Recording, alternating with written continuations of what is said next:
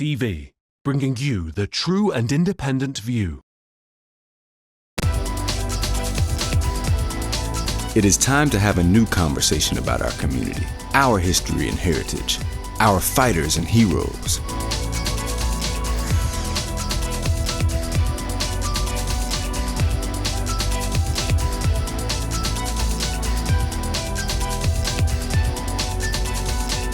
Time to highlight opportunities for growth within our community, home and abroad.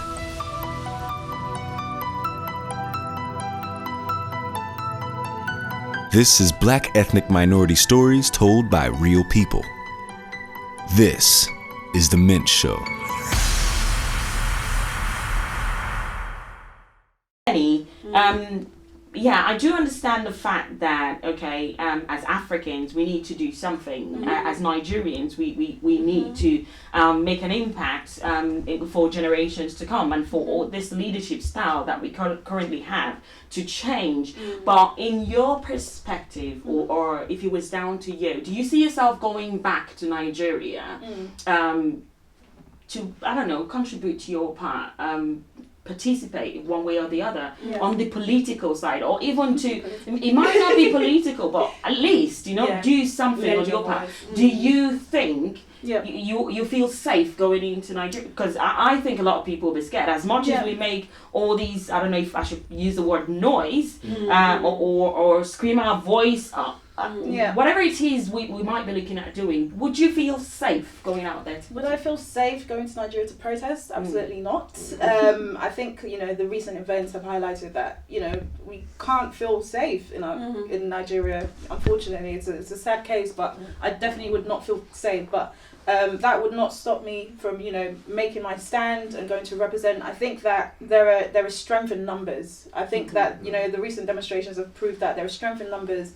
And I think we need to continue to apply the pressure to the government. I think when we all come together and we have one voice, divide and conquer.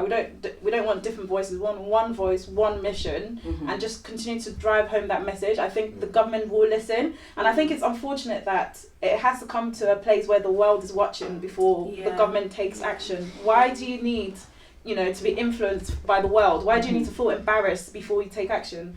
Like, why? Well, we talk about the world is watching, but is the world actually doing anything? It's one thing to watch, it's another thing to take action. So if the world, in quote, if the Western world wanted peace in Africa, if they truly want Africa to develop, I mean, what's going around the circle now, what's making round, is the fact that Western leaders don't really want Africa to develop. If they do, they know how to put a stop to what's happening in Africa in general. Do you agree to that? I don't disagree, but like I was saying about the UN, because obviously even for the Western world to get involved, it would have to be through the United Nations. But the clause or the loophole is that every state, in terms of countries, an independent state, so it would have to be a last resort for them to actually come in and do something. Does that make sense? So they have to exhaust all the options. last ENDSARS protest, there was loss of lives. It was terrible. Was it not bad enough? Look at Congo. We don't even know the number of people that are actually dying. We've been saying this for years, that they're making children, children soldiers. It's been going on for years. And I'm not to compare, but if you look at it, Congo probably looks worse than Nigeria. Does that make sense? Yeah. But again, it's that whole, I know politically I'm still kind of trying to get my head around it. It's very sticky. They can't just kind of come in. And again, do we want them to come in? Because the last time we had something like that come in, we had slavery. So I think there's also that fear of, we don't want this whole white savior complex either. And that's why my passion is, we need to go back with this already on ground to help make a difference. And I know that it might not happen even by 2023, but even if it's in this small, even if it's a local government, a senator, just having more people that actually genuinely represent the youth in the House of Assembly in Nigeria, that's a start. Does that make sense? You touching on Africans or Nigerians need to go back.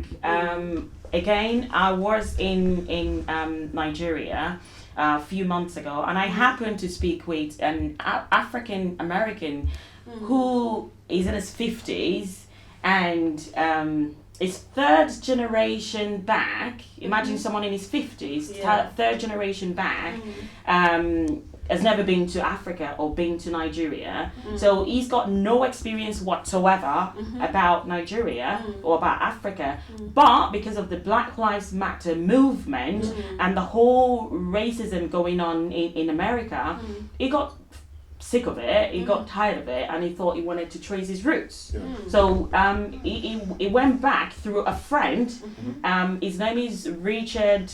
Well, he never used to be Richard, but he's then since, after tracing his roots back into Africa, changed his name, his paperwork, everything. He is now called Richard Ezeagu Akinyemi, because he found out that his lineage is actually Igbo Yoruba, right? His parents never been to Africa.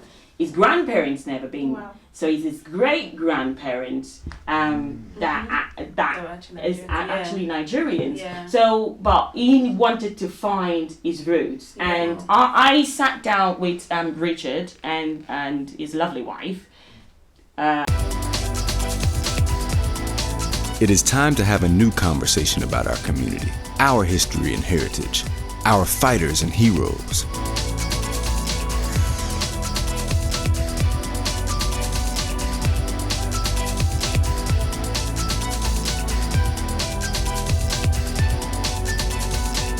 Time to highlight opportunities for growth within our community, home and abroad.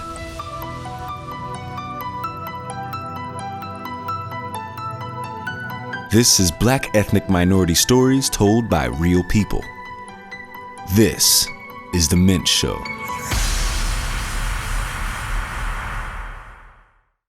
Tell me, Richard, has that always been your name? Well, actually, I was born Ricky. Okay. Ricky Antonio Williams. Right. And actually, Ricky means, is short for Richard, which means powerful ruler. Antonio means priceless, and Williams means determined guardian. So powerful ruler, priceless, determined guardian. Right, those are powerful names. Why then did you decide to change your name? Well, because I was born in America.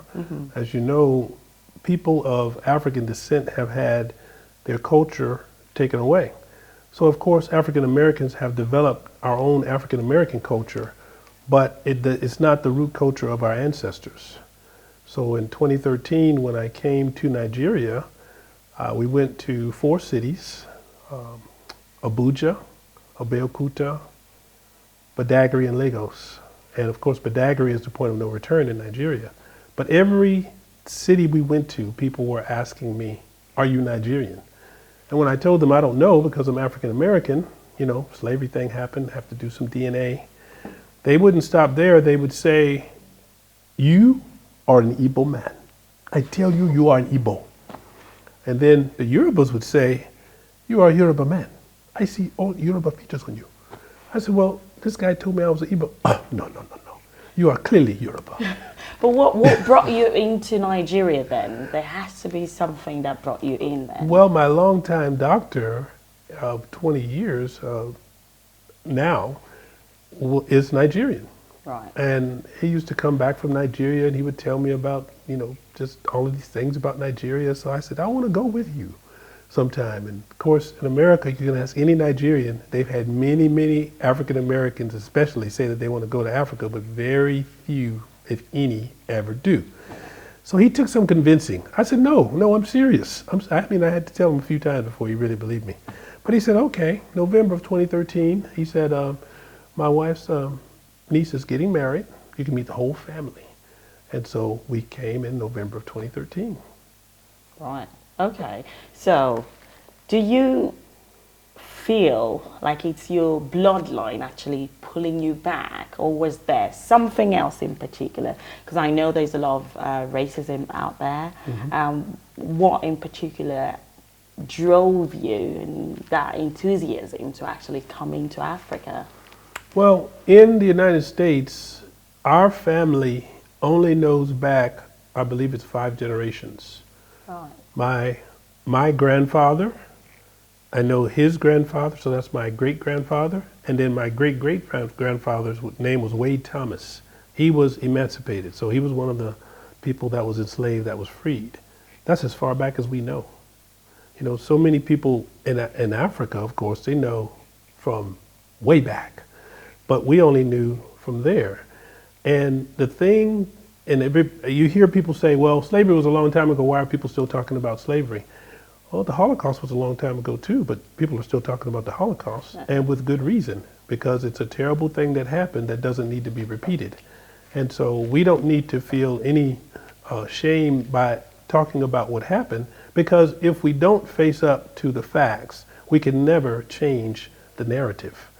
And so the thing that when I got to Badagry, it was an emotional experience. I did not know at that time that I was Nigerian. All I knew was that no one from my bloodline had been on African soil for hundreds of years. And so it was really significant, a very emotional experience. I only knew one Nigerian song, actually it's a Yoruba song, Ishe Oluwa Kole Bajeo. It means the plans of the Lord cannot be destroyed. It was Did you learn that here? It was actually on the Roots album, the Quincy Right. Jones Roots album. And he did, I think, Letta, I can't remember the woman's name, but beautiful song. They did it in a different tune than they do it in Nigeria. Ishe Oluwa Kole Bajeo. For years, I thought it meant what the words in the song on the Quincy Jones album said, which is little baobab tree, lost your children to the sea. River, were you crying many rains ago? It wasn't until 2013 at the wedding. It was on the back of the program. And I said, I know this song. And my friend said, you know this song? I said, yes. And when I sang the song, he said, it means the plans of the Lord cannot be destroyed. It was only then that I really knew. And all that what it time meant. you were singing the song, but you never knew the I meaning. never knew the meaning, because in the Quincy Jones album, they don't give the real meaning. They sang that Yoruba part, but then they sang an English part. So of course, you assume that the English part you hear after they sing that part is what it's talking about. But it wasn't. Right, okay, so you came into Nigeria 2013. Mm-hmm. So how has the journey been so far? Because considering the Black Lives Matter movement, a lot of African descent in the diaspora are actually looking back into Africa now, trying to find their roots. Mm-hmm. So having found your roots, your lineage, your bloodline, what has the journey been like so far? It has been absolutely fantastic. Actually, when I was in Badagry, there was a poem that God gave me, and it's called It's in Your DNA. I got it all at once in 2013 on the sands of Badagry. And because if you look at the history of not only America, but the world, there's been a concerted effort to make people of color, particularly dark-skinned people, feel like they're inferior. And so this poem, I think God gave me to reject the lie. There's a lie that's going on, because in the United States, it's not well known that the most educated group by percentage of numbers that get degrees, advanced degrees, is the Nigerians. And the Nigerians also are the highest earners in the United States. And also in the UK, I believe that the story is the same. Yeah. But this is not popularly known, because people are still believing that, you hear things like we did them a favor by bringing them over here, let alone the fact that 80% of our ancestors died on the journey. That means only 2 out of 10, the people in the United States, 43 million now, they're all descended from only 2 out of 10 that survived. 20%, that's it. And if you look at Canada, the United States, the Caribbean, and the South America, there's over 200 million people of dark skin color that do not know their ancestral heritage. Even today in the United States, the thing that still connects African Americans to the slave past is our last names, because most of the last names of African Americans came from the plantation that the people were on when they got freed. They just took that as their last name. because that might have helped them some way. That you came from such and such plantation, you're from the Williams plantation, you're from the. So when I learned what my true identity was, not just like some ancestry DNA tests only give you the country. I strongly discourage people from using those because Nigeria has over 200 tribes. If you just know the country, you cannot connect to your culture. You have to know the tribe to connect to your culture. Because even the Igbo and the Yoruba, which I have in my DNA, completely different culture. Was that confirmed in the US though? Or was it when you got? It was confirmed. Well, the people of Nigeria told me first. Right. Because they would not let me rest when I told them, I have no idea. I mean, they kept asking me. I was the only one in the whole group of 10. They kept asking, are you Nigerian? You are Yoruba. You are Igbo. They would not let me rest from that. So when I did my DNA, I found out I'm 92% West African with the highest concentration in Igbo and Yoruba.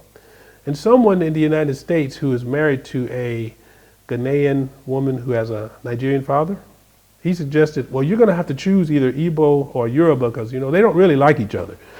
I said, if you had lost twins when they were babies and 20, 25, 30 years later you find them, and someone told you you have to choose one of those children, would you do that? I said, there's no way. Yeah. I said, I've learned about the Igbo people. The Igbo are great people. I've learned about the Yoruba. The Yoruba are great people. There are other great tribes as well. But I want to learn about both. Even today, I have on Yoruba attire, the shokotu and the buba, right? Well done, you. And this is a Igbo bracelet, okay? So, and my wife is Igbo. So she's going to be teaching me Igbo and Yoruba. So I'm really excited about that. Okay, so we got Bola Adeagbo on the phone from Nigeria. He's a 26-year-old. He works with a logistics company in Ibadan. We want to hear from him, his perspectives about this whole issue, the fact that he's in Nigeria, first-hand experience to what happened. It would be good to hear from him. Bola, we've got you on speaker now. We can all hear you loud and clear. In your perspective, what's happened with the ENDSARS movement, police brutality movement in Nigeria, do you think the government, as well as the youths, right, are doing enough to actually get to the end of this matter? Okay. All right. Good afternoon, everyone. Thank you for having me on this program. So the first thing I'm going to say is the fact that the ENDSARS protest was meant to be a start to many other reforms in Nigeria structures and Nigerian problems. So basically, Nigeria is a country that has been suffering over time from lack of proper administration, governmental administration, and all that. So the ENDSARS protest is just like a start to what we want the government to reform. So basically, we have been suffering from governmental issues, more like our government are not responsible enough to actually take us to the next. They are not responsible enough to take us to the next level. So basically, what I would like to say is that the ENDSARS protest was more like a start to things, to trigger a lot of movements. One of the things we have in the 21st century, imagine a country that cannot provide them 24 hours supply of electricity. A country where governance is not a function of inputs. In a system where the voting system is a function of what we input. The outcome of an election before it's even put into place. A lot of things that are wrong in the country, and ENDSARS is just a movement to actually, frontier other solutions that we demand for in Nigeria and we crave for. So basically, I'm going to say the ENDSARS protest was something that was, that stemmed out of anger, that stemmed out of a demand for governance, a demand for responsibility, a demand for accountability on the part of the Nigerian government. These people are so used to treating people unfairly. These guys are so used to doing a lot of stuff that do not tally with the fundamental human rights. But do you think, well, do you think that the youths have actually handled this in the right way? I think they started out okay. They started out right with the right intention, right? But after the government requested for a few of the leaders for the youth to come forward, come to the table for them to negotiate, do you actually think that the youths have actually taken the right steps since then? Because I would expect that they would have some sort of negotiation, and then the youths would say, okay, we give you 3-4 weeks to get things corrected or get things done. Yes, we have. Now, so this is the problem. The thing is that the average Nigerian understands the way the Nigerian government thinks. Now, the reason why they want us to have a leader in that sense to actually come discuss on this subject matter is the fact that they want to hold somebody culpable for the movement. Do you understand what I mean? They just want to have somebody culpable for the offense, not basically because they want to dialogue. Because the truth is that even people that showed more tenacity than the rest of the folks protesting were actually apprehended, in the convenience of their own houses.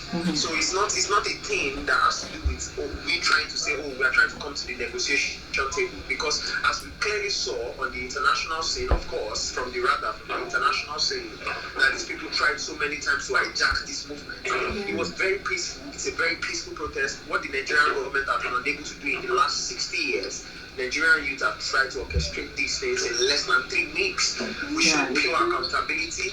We showed, of course, we showed tenacity towards this movement. But at every point in time, they tried to savage it. By hiring thugs, by bringing thugs in official government convoys, which is who are the youths in charge of the government convoys? No. It's the government. It's the government. And if they cannot even handle these things properly, if they cannot even handle these stuffs like they should, and they go via the means of violence, I mean, it says a lot. It is time to have a new conversation about our community, our history and heritage, our fighters and heroes.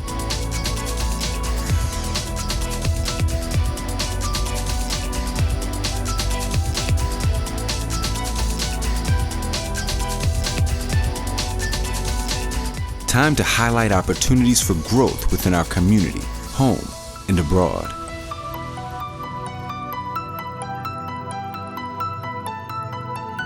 This is Black ethnic minority stories told by real people. This is The Mint Show.